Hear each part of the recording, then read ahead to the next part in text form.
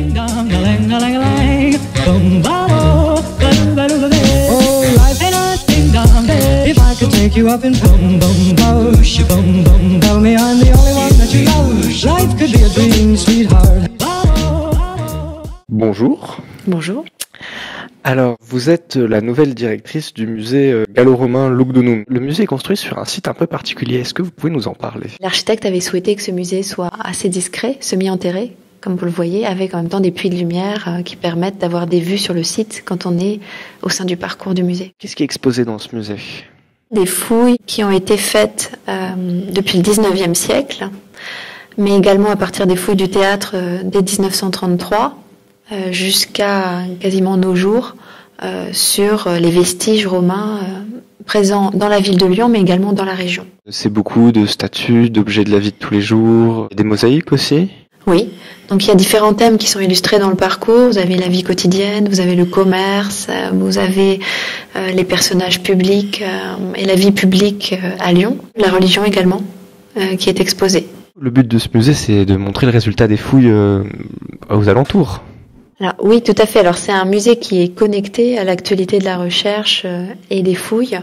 Donc, l'objectif aussi, c'est de montrer à travers des expositions temporaires, notamment le résultat du travail des chercheurs.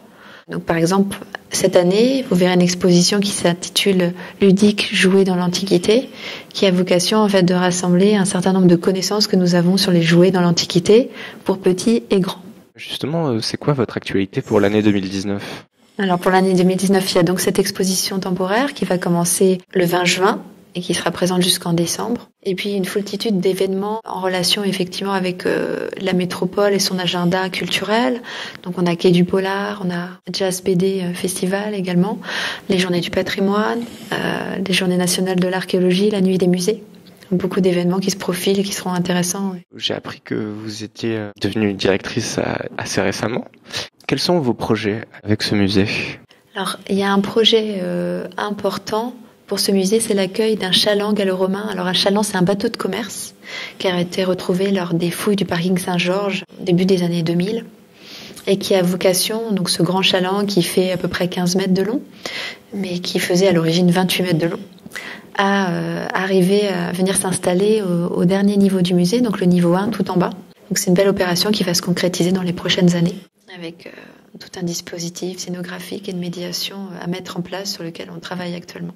Ce musée est assez vieux, j'ai l'impression, puisqu'il date de 1975, c'est ça? Est-ce que vous savez un peu comment a évolué le musée depuis? Alors, le parcours d'origine est resté quand même... celui que vous visitez actuellement, il est assez proche du projet d'origine. Si ce n'est en fait des touches d'adaptation, notamment l'introduction d'éléments numériques de compréhension, le plan animé de la ville de Lyon. Alors, il y a des éléments, par exemple, tactiles en fait pour les publics malvoyants, mais en fait pour tous, qui permettent effectivement de toucher certaines œuvres, des facsimilés.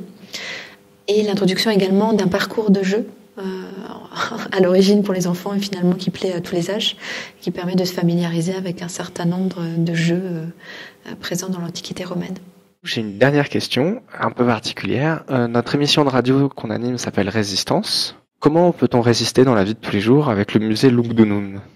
Alors, c'est un musée qui a vocation quand même à nous raconter notre histoire, qui est un musée participatif, un musée basé sur l'échange de connaissances.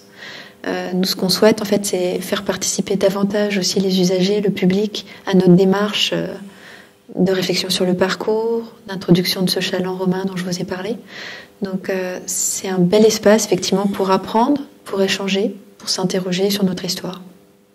Et donc, un élément, si on peut appeler quelque part de résistance, une base solide qui permet de prendre appui dans la vie de tous les jours, peut-être.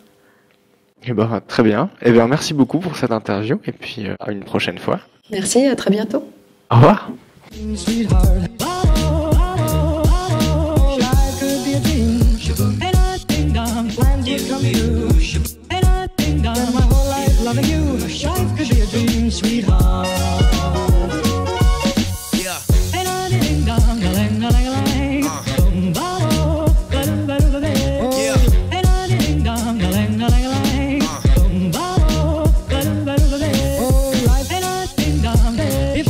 You up in boom boom boom, boom boom. Tell me I'm the only one that you love. Life could be a dream, sweetheart.